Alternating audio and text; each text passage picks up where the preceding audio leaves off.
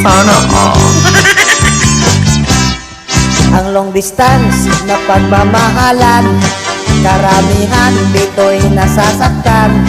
Minsan kasi ay di makumpinto, maghahanap ng ibang kasuyo.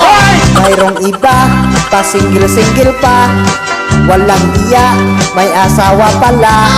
Dumiskarte ay di ba uhuli, nang sa ganon siya ay magkadali. Kaya kayong mga still single dyan, ang relasyon huwag nyo na pasukan.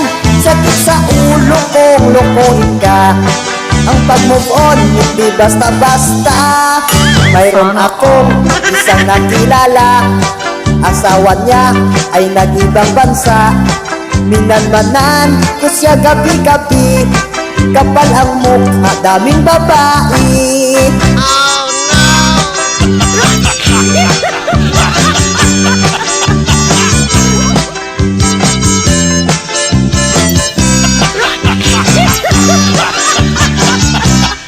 Kaya kayong mga still single dyan, ang relasyon huwag nyo nang pasukan.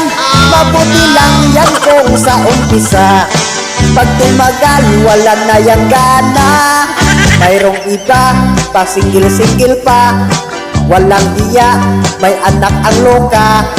Ang diskarte laging nang bubula, pag sinagot yari ka sa kama. Sa oras na ikay makuha niya, maglaho yan, hindi na magpakita. Lalo na kung mabubuntis ka niya, magmumukha ka na lang kawawa.